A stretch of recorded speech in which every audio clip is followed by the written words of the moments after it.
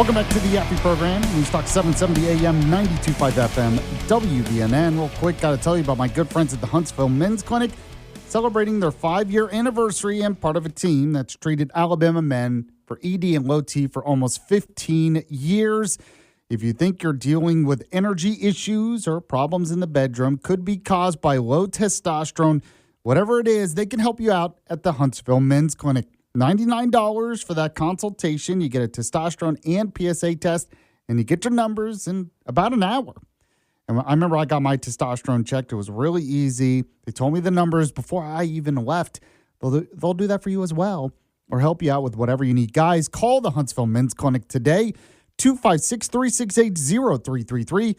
That's 256-368-0333, or go to huntsvillemensclinic.com. That's huntsvillemensclinic.com. When you go, let them know Yaffee was the one who sent you.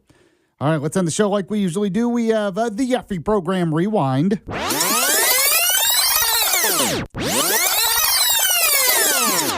All kinds of different stuff on the show today. If you missed any of the show live, this is when I remind you the podcast is available anywhere you get your podcasts. So at the top of the show today, I actually talked about this case in Alabama where a man who committed murder, horrific murder of a young girl in 2021, was just executed yesterday. And how rare it is. I mean, the story immediately got my attention because that was just 5 years ago. Usually when you have a death penalty case, it takes like 30 years or something.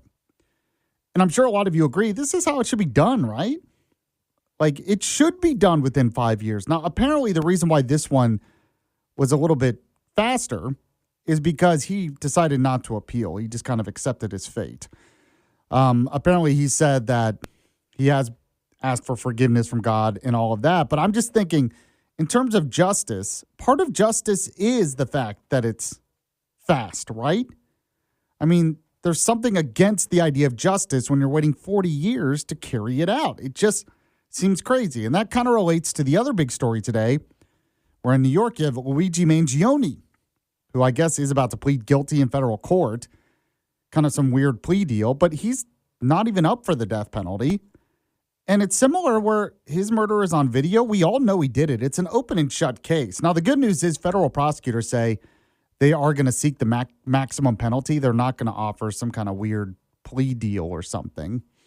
So this seems to be an attempt by the lawyers to get out of state crimes or something. But to me, it's like the Luigi Mangione case should be just like the other case.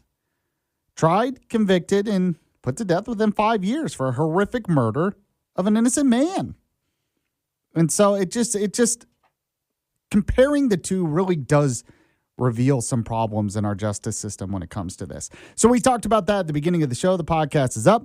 We had the Alabama bullet points as well, the top stories from around the state. The podcast of that segment is up. Brad Presnall joined me as well. He's a political consultant. He gave his take on why the turnout has been so low for some of our primary elections. I think it's concerning for Republicans. The energy isn't there in the Republican Party. Now, Republicans will still win mostly in Alabama, but in other states, they need a high turnout. Will the Republicans get it? I don't know. So we talked about that. We also talked about this story. Well, the propaganda press is trying to make it a big story, where you have apparently poor conditions on the USS Abraham Lincoln. One person jumped overboard, so they're trying to say, Trump isn't taking care of his own sailors. But it seems like this has really been misrepresented. So we talked about that. We talked about the moral panic over data centers. We had What's Trending with Bugsy. If you missed any of it, the podcast is up on the website at WVNN.com. Thanks to Bugsy for producing today. Thanks to you for listening. The Vince Show is coming up next. Have a good weekend. I'll be back here at the same time on Monday. You're listening to Yaffee on WVNN. Hey, soccer fans! U.S. Soccer's gold medal-winning women's national team faces World Cup champion Spain in an epic showdown at Audi Field in D.C. on October 10th. Don't miss this incredible match. Snag your tickets at ussoccer.com/tickets.